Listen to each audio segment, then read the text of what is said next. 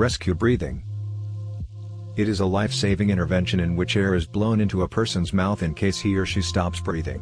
Rescue breathing is the process of manually delivering oxygen into a person's lungs when his/her body is unable to complete the task on its own.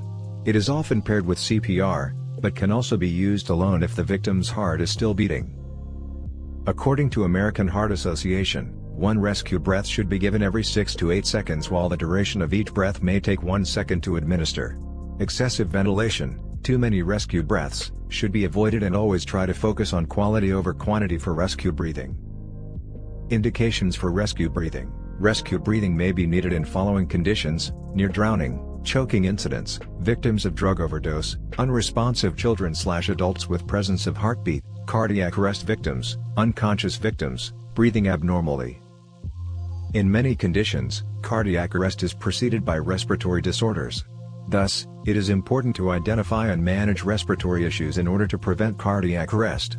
When a victim of any age is not breathing normally but still shows pulse, immediately use the head tilt chin lift maneuver to open the airway and begin rescue breathing. Mouth-to-mouth rescue breathing. It is essential to deliver mouth-to-mouth breaths during CPR if a pocket mask or bag mask is unavailable. Mouth-to-mouth breathing is an effective tool for delivering oxygen into the person's lungs in emergency conditions. The rescuer's expired air contains almost 17% oxygen and 4% carbon dioxide. 5.1 Mouth-to-mouth breathing in adults and children. Following are the major steps for mouth-to-mouth breathing in children and adults. Gently open the airway through head tilt/chin lift maneuver. Pinch the victim's nose closed with your hand on the victim's head.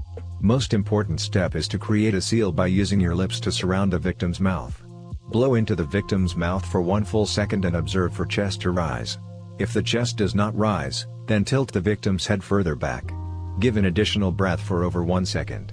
If you still cannot see the chest rise in 2 breaths, then continue to give chest compressions until advanced life support becomes available.